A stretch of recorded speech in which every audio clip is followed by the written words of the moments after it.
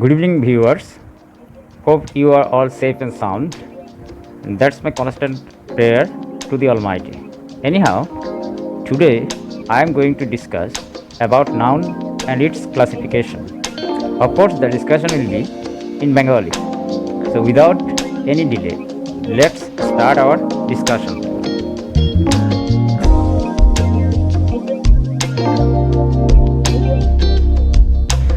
Noun বাংলায় আমরা যাকে বলি বিশেষ্য। Traditionally, we are taught that nouns are words that refer to people, places, things or ideas. এখন আমরা অনেক বইতে অনেক ধরনের সংজ্ঞা আমরা পড়েছি। অ্যাটলিস্ট ৩-৪ ধরনের সংজ্ঞা তো আমরা পড়েছি নাউনের। যেমন কোনো বইতে আছে a noun is a word that refers to a person or a thing or an idea. আবার কোনো বইতে আছে যে a noun is a word that refers to the name of anything. বাংলায় আবার আছে কোনো কিছুর নামকেই নাউন বলে। তারপর এই ধরনের a noun is a word used for naming any person or thing or place, এই ধরনের অনেক ধরনের সংজ্ঞা দেওয়া আছে। কিন্তু এই সংজ্ঞাগুলোর মধ্যে যে প্রবলেমটা আছে, মডার্ন গ্রামারিয়ানরা যেটা বলছেন যে আমরা যখন বলছি যে a noun is a word that is used for naming a person or a thing, এখানে যে যখন বলা হচ্ছে যে নাউন এমন একটি ওয়ার্ড যেই ওয়ার্ড দ্বারা কোনো ব্যক্তি বা বস্তুকে নির্দেশ করে। এখন নাউন তো শুধু ব্যক্তি বা বস্তুর নাম নয়, এটা স্থানের নামও হতে পারে। তো তখন এটাকে মডিফাই করে লেখা হলো a noun is a word used as the name of a person or a place or a thing. মানে হচ্ছে যে a noun is a word, noun হচ্ছে একটা শব্দ যেটা ব্যক্তি, বস্তু বা স্থানের নাম বোঝায়। কিন্তু নাউন শুধু ব্যক্তি, বস্তু বা স্থানের নাম বোঝায় তা তো নয়, এটা তো একটা আইডিয়ার নামও বোঝাতে পারে, বা দোষ, গুণ, অবস্থাবাচক বা ভাববাচক নামও হতে পারে। ওই জন্য ট্রেডিশনালি আমরা যা পড়ে এসেছি যে a noun refers to people or place or a thing or an idea, এইটা যদি আমরা বলি তাহলে এই নাউনের সংজ্ঞাটা লিমিটেড হয়ে যায়। সুতরাং এটার যে মডার্ন যে সংজ্ঞাটা, অর্থাৎ আধুনিক যে সংজ্ঞাটা, আমরা যে সংজ্ঞাটা দিলে আমাদের সবগুলো জিনিসই বোঝানো হবে, সেটা সবগুলো নামই, সব ধরনের নামই বোঝানো হবে, সেটা ব্যক্তির নাম হোক, বস্তুর নাম হোক, আইডিয়া হোক, বা কোনো একটা স্থানের নাম হোক, বা অন্য যে কোনো কিছুরই নাম হোক না কেন, তখন এই সংজ্ঞাটা যদি আমরা দিই তাহলে কী হবে? তাহলে এই সবগুলোই একসাথে বোঝানো হবে। সুতরাং আমরা লিখব a noun is a naming word.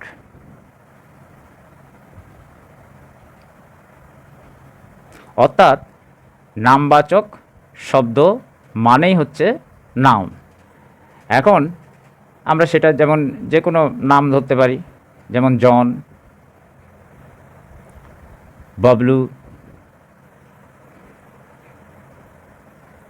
আমরা বলতে পারি লন্ডন, অনেস্টি,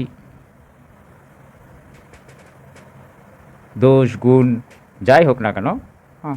তারপরে লিখতে পারি যে ঢাকা স্থানের নাম, লন্ডন স্থানের নাম। এছাড়া আমরা লিখতে পারি যেমন সাহসিকতা, ব্রেভারি, এই ধরনের অনেক কিছু হতে পারে, অ্যাটসেট্রা। তাহলে এই যে নাউনগুলো আছে, এই নাউনগুলোকে মোটামুটিভাবে আমরা দুটো বিশেষ শ্রেণীতে ভাগ করব। কীরকম?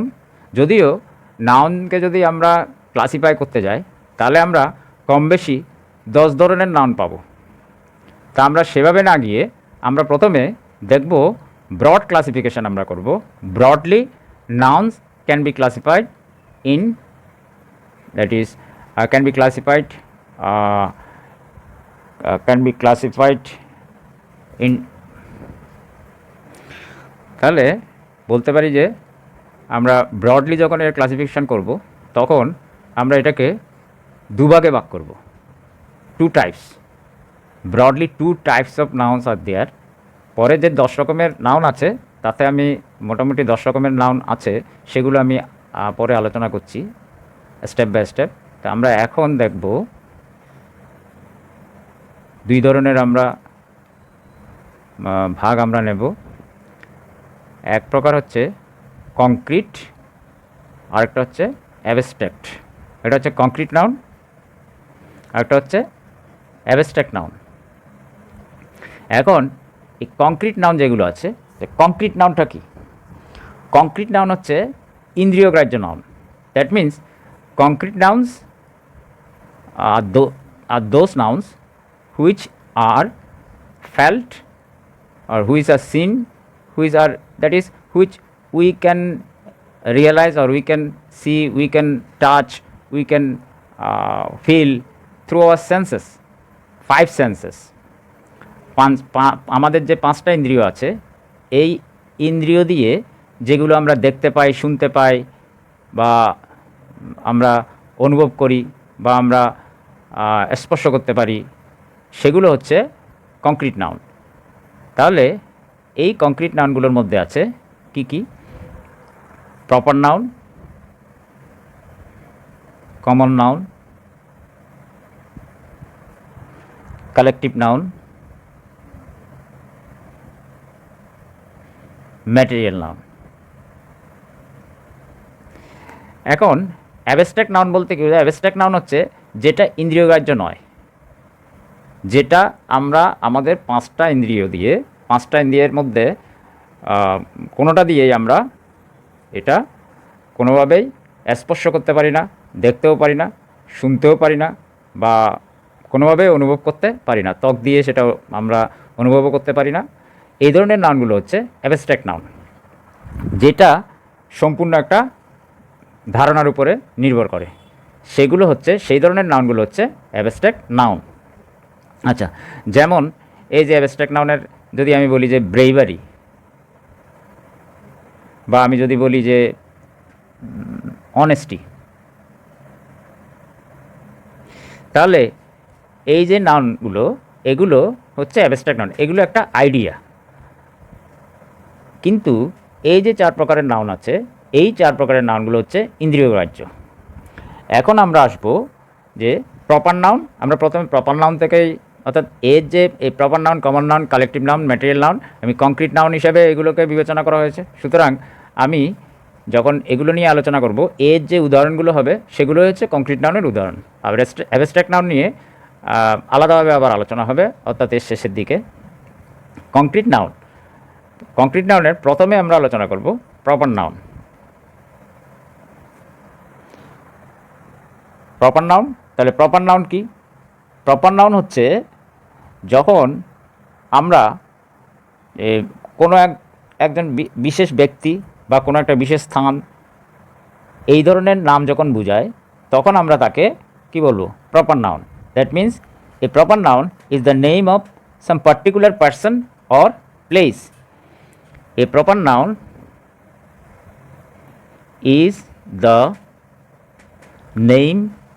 is the name of some of any, we can write any particular place,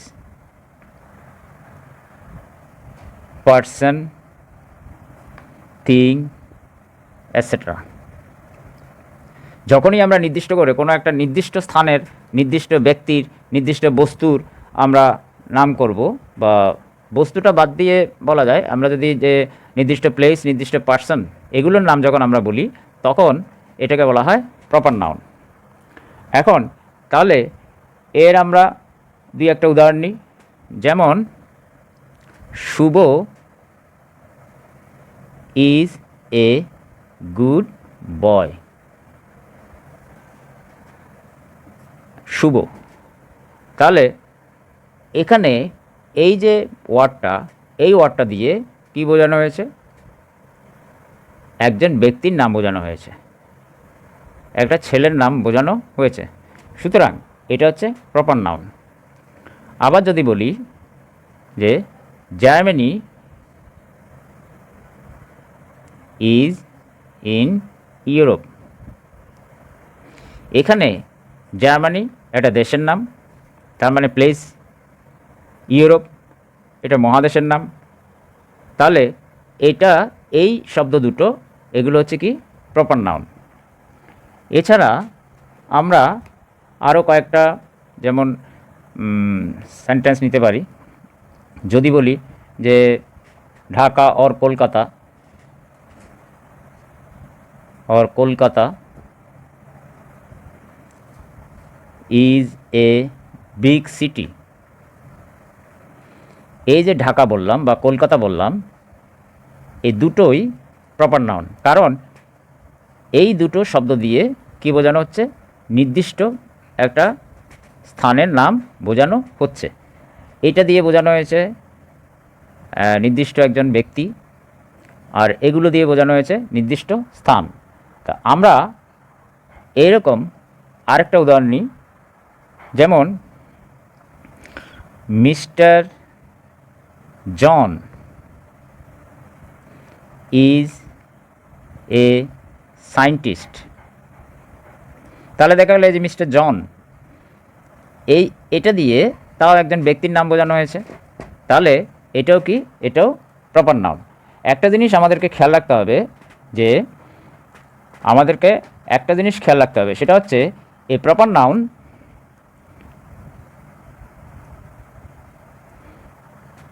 begins with a capital letter, begins with a capital letter and does not take any article.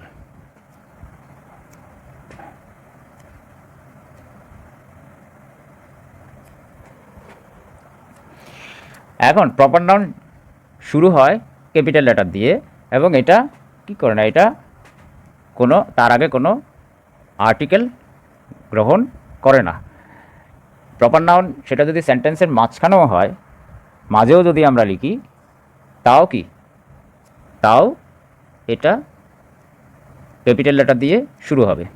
যেমন যে আমি লিখলাম যে I went to London last week or last month,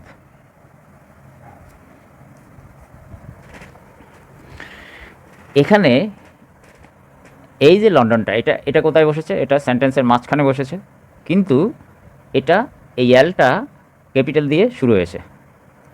তাহলে দেখা যাচ্ছে যে proper noun যখন সেন্টেন্সের মাঝখানেও বসবে, সেন্টেন্সের শুরুতে বসুক, যেখানে বসুক না কেন, সেটা ক্যাপিটাল দিয়ে শুরু হবে। এখন যেমন ইংরেজিতে এক্সেপশন আছে অনেকগুলো, তাহলে এখানেও কিন্তু এক্সেপশন আছে। যেমন অনেক সময় আমরা বলে থাকি তুলনামূলক বিচার করার জন্য, অর্থাৎ তুলনা করার জন্য, কাউকে কোনো একজন ব্যক্তিকে আরেকজন ব্যক্তির সাথে তুলনা করার জন্য আমরা অনেক সময় নাম ব্যবহার করে থাকি। যেমন আমরা বলি, আমি এখন এখানে বলেছি যে does not take any article, তা আমি যদি এটা এরকম লিখি, you are a Rabindranath, or I can say you are a Nazrul, I see, আমি দেখছি তুমি একজন কি রবীন্দ্রনাথ বা তুমি একজন নজরুল, তাহলে এখানে কিন্তু কি বসেছে, এখানে এ বসেছে, কিন্তু ব্যাপার হচ্ছে এটা নাম, এটাও নাম। এখানে ডিফারেন্সটা হচ্ছে এটাই যে এখানে আর্টিকেল বসেছে, কিন্তু এটা রবীন্দ্রনাথ নিজে নন, অর্থাৎ Rabindranath, this word does not indicate Rabindranath himself or Nazrul himself, just we are comparing a person with another person.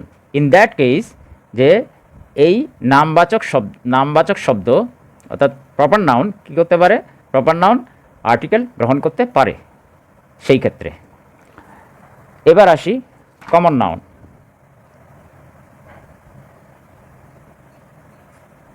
তাহলে কমন নাউন কি? কমন নাউন যখন আমরা যে কোনো একটা ওয়ার্ড দিয়ে কোনো শ্রেণীবাচক বা জাতিবাচক সাধারণ নামকে বোঝাবো তাকে কি বলবো? Common noun. যেমন যদি লিখি এরকম, a common noun is a name given in common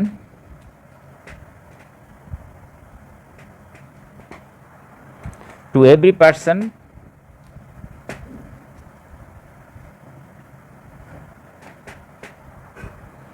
or thing of the same class or kind.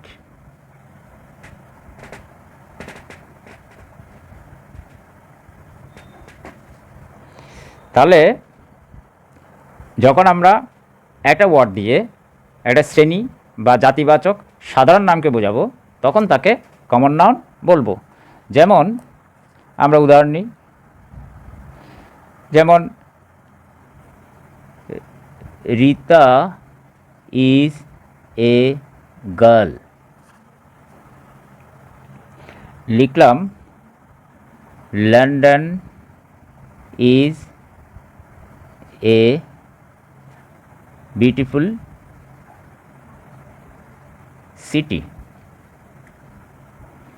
লিখলাম Rana is a good student. আমি মোটামুটি তিনটে এখানে এক্সাম্পল নিলাম। তাহলে এখানে কমন নাউন কোনগুলো? Girl, city, student. আমরা যখন গার্ল শব্দটা বলছি তখন এই গার্ল দিয়ে আমরা পুরো শ্রেণীটাকেই বোঝাচ্ছি, অর্থাৎ গার্ল বলতে মেয়ে। তাহলে এখানে যখন গার্ল বলা হচ্ছে সেটা একটা শ্রেণী। সিটি শহর, সেটা যে কোনো একটা শহর, কিন্তু যদিও এখানে লন্ডনের কথা বলা হয়েছে। তাহলে স্টুডেন্ট ছাত্র, যে কোনো ছাত্র। তাহলে এই স্টুডেন্ট এটা একটা শ্রেণী, এটা তবে সিটি বা গার্ল, বা আমরা বলতে পারি ম্যান, উমেন। এই যে জাতি বা শ্রেণীবাচক, এগুলো হচ্ছে শ্রেণী বা জাতি। এই ধরনের যখন সাধারণ নামকে বোঝায় তখন সেগুলোকে আমরা বলবো কমন নাউন। এরপরে আসি collective noun.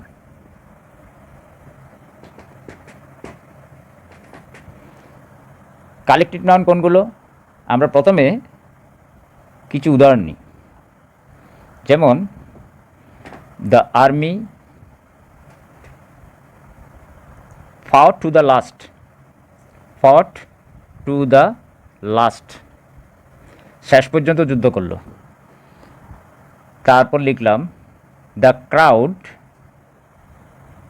Has no discipline.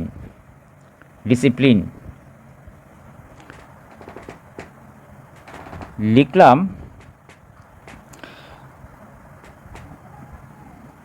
যেমন হি ইজ দ্য ফার্স্ট বয়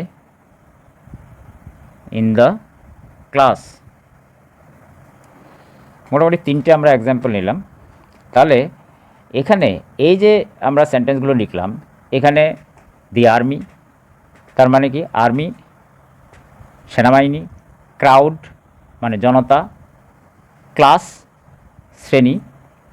তাহলে এই যে তিনটে ওয়ার্ড, তিনটে সেন্টেন্সে এই তিনটে ওয়ার্ড হচ্ছে কি কালেকটিভ নাউন। এরকম আরও অনেক ওয়ার্ড আছে, ফ্লিট আছে, তারপরে গ্রুপ আছে, হ্যাঁ, এই ধরনের অনেক ওয়ার্ড আছে, ফ্লক আছে, হ্যাঁ, তো অনেক ওয়ার্ড আছে, সেগুলো হচ্ছে কি কালেকটিভ নাউন, অর্থাৎ এই ওয়ার্ডগুলো কালেকটিভ নাউন। তাহলে কালেকটিভ নাউন কি? সমজাতীয় কিছু ব্যক্তি বা বিশেষ সমষ্টিকে যখন একটি নাম দ্বারা প্রকাশ করা হয় তখন সেই শব্দটি কালেকটিভ নাউন হয়। That means a collective noun denotes a group or collection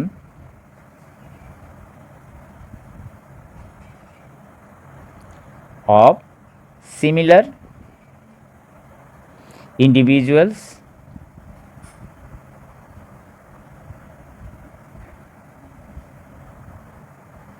considered as one complete whole.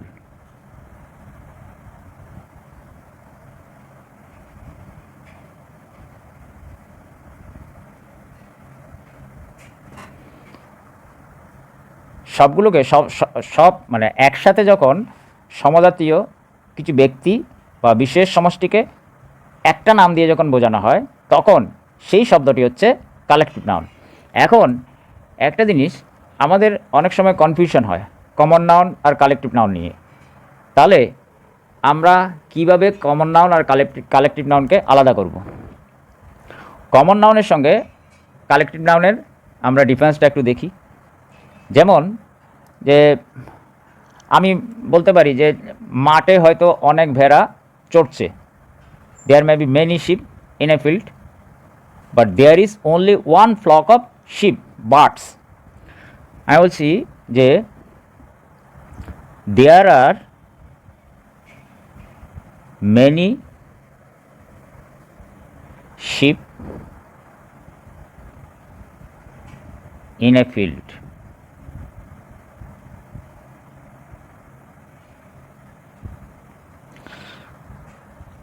আবার লিখছি এখানে there is a flock of sheep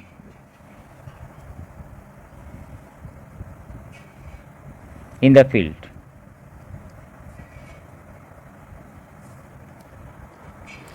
এখন এখানে আমি যেই শিপটা লিখেছি, শিপ তার মানে ভেড়া, এই sheep is a common noun because this word, this sheep may stand for any and every sheep. এটা যে কোনো ভেড়ার জন্য ব্যবহার করা যেতে পারে। তখন তাহলে এই শিপটা হচ্ছে কি, এই শিপটা কমন নাউন। কিন্তু যখন আমি সেকেন্ড সেন্টেন্সে এভাবে লিখলাম there is a flock of sheep in the field, কি আছে এখানে? অর্থাৎ মাঠে কি আছে? মাঠে এক পাল ভেড়া আছে। তাহলে যখন এই যে এক পালটা যখন বলছি তখন এই সবগুলো শিপকে, সবগুলো ভেড়াকে আমি সমষ্টিগতভাবে একসাথে বোঝাচ্ছি। তাহলে এই ফ্লকটা হচ্ছে কি, this flock is a collective noun. তাহলে এখানে শিপ হচ্ছে কি, শিপ হচ্ছে কি common noun, flock collective noun.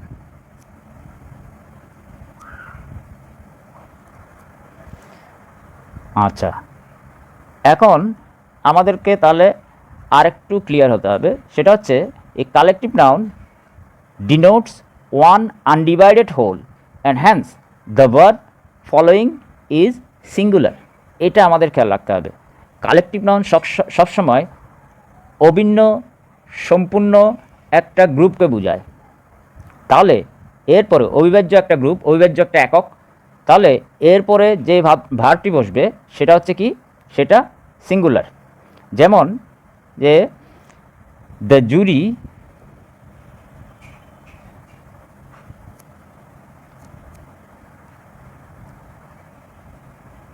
consists of 5 persons. জুরি আমরা অনেক বলে থাকি না যে জুরি বোর্ড অর্থাৎ বিচারক মণ্ডলী, সেখানে যখন আমরা এইভাবে বলি the jury consist of 5 persons, এটা তখন আমরা এখানে ভার্বের সাথে অ্যাড যোগ করছি। তার মানে এটাকে আমরা ধরে নিচ্ছি সাবজেক্টটাকে সিঙ্গুলার হিসাবে। কিন্তু যখন আমরা এ নাউন অফ মাল্টিটিউড, যখন এটাকে আমরা ডিভাইডেড বলবো, যে যখন আমরা a noun of multitude denotes the individuals of the group and hence the verb is plural although the noun is singular. এখন এই যে জুরি, এই জুরির মধ্যে যারা আছে 5 জন আছেন, তাহলে এই 5 জনকে যখন একসাথে বোঝানো হবে তখন এইটা সিঙ্গুলার ভার্ব গ্রহণ করবে। কিন্তু যখন এদেরকে আলাদা আলাদা বোঝানো হবে, আমি যদি বলি যে the jury war divided in their opinions.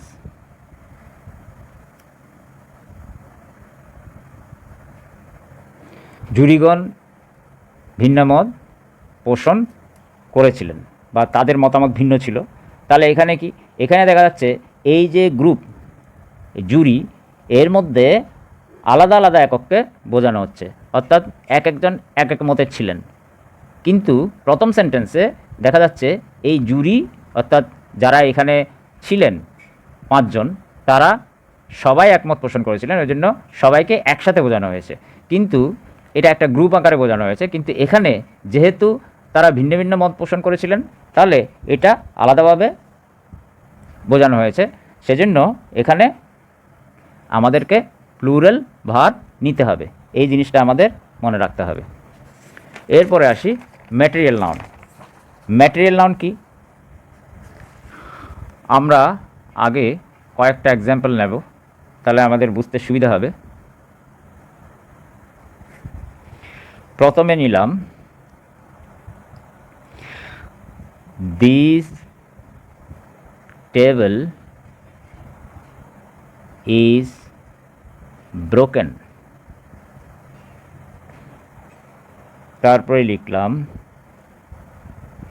The ring is made of gold. তারপরে লিখলাম please give me a glass of water. লিখলাম I drink milk everyday.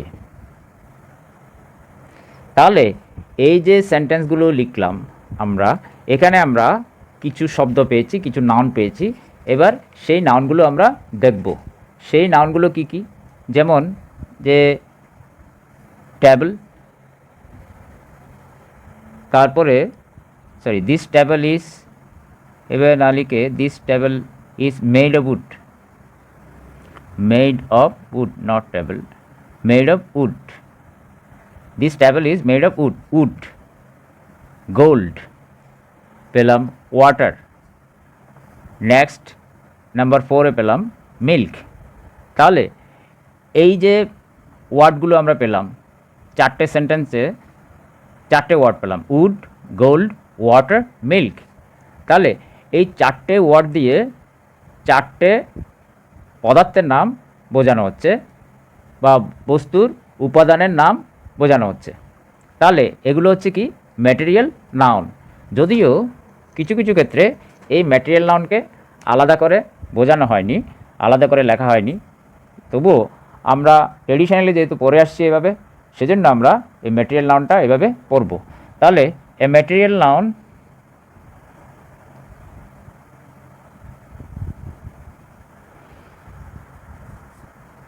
denotes the matter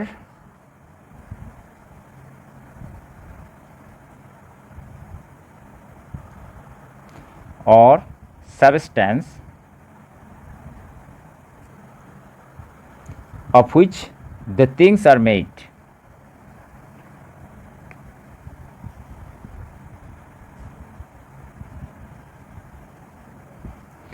তার মানে ম্যাটেরিয়াল নাউন দিয়ে তাহলে কি বোঝানো হয়? ম্যাটেরিয়াল নাউন দিয়ে বোঝানো হয় যে একটা জিনিস, এখানে যেমন বলা হয়েছে this table is made of would, এখানে এই টেবলটা কাঠ দিয়ে বানানো। তাহলে যেই বস্তু দিয়ে গঠিত, যে বস্তু দিয়ে তৈরি হয়, যে জিনিস দিয়ে তৈরি হয় সেটাকে, অথবা সেটার যে উপাদান সেটাকে বলা হয় ম্যাটেরিয়াল নাউন। তাহলে এখানে উড, গোল্ড, ওয়াটার, মিল্ক, এগুলো সবগুলো হচ্ছে ম্যাটেরিয়াল নাউন। এখানে আরেকটা জিনিস খেয়াল রাখতে হবে, সেটা হচ্ছে এখানে গোল্ড ম্যাটেরিয়াল নাউন, কিন্তু রিং, আংটিটা কিন্তু ম্যাটেরিয়াল নাউন নয়। এটা দিয়ে এর উপাদানটা হচ্ছে কি, উপাদান গোল্ড, কিন্তু এটা এখন হয়ে গেছে কি, এটা হচ্ছে কমন নাউন। রিং, সেটা যে কোনো রিং বোঝানো হয়। এখানে টেবল, যে কোনো টেবল, কিন্তু টেবলের উপাদানটা হচ্ছে কি, উড, কাঠ। তাহলে please give me a glass of water, এখানে ওয়াটারটা কি, এখানে ওয়াটার হচ্ছে ম্যাটেরিয়াল নাউন। এরপরে এখানে মিল্ক, এটা ম্যাটেরিয়াল নাউন। তাহলে এগুলো হচ্ছে উপাদান। এটা আমাদের বুঝতে হবে যে যখন বস্তুর কোনো উপাদান বোঝানো হবে সেটা হচ্ছে কি ম্যাটেরিয়াল নাউন। বস্তুর কোনো বস্তু যে জিনিস দিয়ে গঠিত হয় তাকে অথবা ওই বস্তুর উপাদানকে আমরা ম্যাটেরিয়াল নাউন বলি। যদি বলি আবার এরকম যদি বলি যে গিভ মি, এখানে বললাম যে give me a glass of water, এখানে যখন এখানে গ্লাসটা কিন্তু ম্যাটেরিয়াল নাউন নয়। গ্লাসটা এখানে ম্যাটেরিয়াল নাউন নয়। গ্লাস এখানে common noun. Glass common noun. এখন কিন্তু যদি বলি যে গ্লাস, হয়তো প্রশ্ন আসতে পারে গ্লাস কেন ম্যাটেরিয়াল নাউন হবে না। আমি এইভাবে বললাম গ্লাস ইজ ট্রান্সপারেন্ট। গ্লাস স্বচ্ছ, কাঁচ স্বচ্ছ। তাহলে এই গ্লাসটা তো এখানে এই গ্লাস যখন বোঝানো হচ্ছে তখন এই গ্লাসটা হচ্ছে একটা নির্দিষ্ট একটা বস্তু, অর্থাৎ এটার একটা আকৃতি আছে, তাই তো। কিন্তু এখানে যখন গ্লাস বলছি এই গ্লাস দিয়ে আমরা কিন্তু সেই কোনো নির্দিষ্ট অর্থাৎ নির্দিষ্ট আকৃতির একটা বস্তু বোঝাচ্ছি না। এই গ্লাস দিয়ে আমরা বোঝাচ্ছি কাঁচ। তাহলে এই কাঁচটা এর অর্থ হচ্ছে কাঁচ স্বচ্ছ। তাহলে এই কাঁচ হচ্ছে এখানে গ্লাসটা ম্যাটেরিয়াল নাউন, কারণ এখানে গ্লাস দিয়ে গ্লাস না বুঝিয়ে বোঝানো হয়েছে কাঁচ নামক পদার্থকে। তাহলে এটা হবে ম্যাটেরিয়াল নাউন। সেরকম আমরা যখন বলি যে মাটন, মাটন, তাহলে মাটন সেটা কী হতে পারে? মাটন এখন দ্য ফ্ল্যাশ অফ শিপ অথবা গোট, আমরা ছাগল বা ভেড়ার মাংস এগুলোকে কী বলে থাকি? মাটন বলে থাকি। তাহলে মাটন হচ্ছে কি ম্যাটেরিয়াল নাউন। সেরকম যেমন আমরা বলি দ্য ট্রি, ট্রি হচ্ছে কমন নাউন, কিন্তু উড হচ্ছে ম্যাটেরিয়াল নাউন। এই জিনিসগুলো আমাদেরকে খেয়াল রাখতে হবে। মাটন তাহলে কী হবে? Material noun. কিন্তু এই মাটন আমরা যেখান থেকে পাই সেটা আইদার শিপ, ভেড়া অর গোট, এগুলো কিন্তু কমন নাউন। আবার সেরকম যেমন ট্রি, এটা কমন নাউন, কিন্তু এখান থেকে আমরা কি পাই? উড, এটা ম্যাটেরিয়াল নাউন। এই পার্থক্যটা আমাদেরকে খেয়াল রাখতে হবে। এই ধরনের অনেক ওয়ার্ড আছে যেগুলো আমাদেরকে একটু ভালো করে পড়তে হবে। তাহলে গেল আমাদের কংক্রিট নাউনের যে চারটে বিভাজন আছে, অর্থাৎ যেই চারটে ভাগ আছে, প্রপার, কমন, কালেকটিভ, ম্যাটেরিয়াল। তাহলে আজ এই পর্যন্তই। পরবর্তী লেসনে আবার কথা হবে। Until then, stay safe and sound. Good night.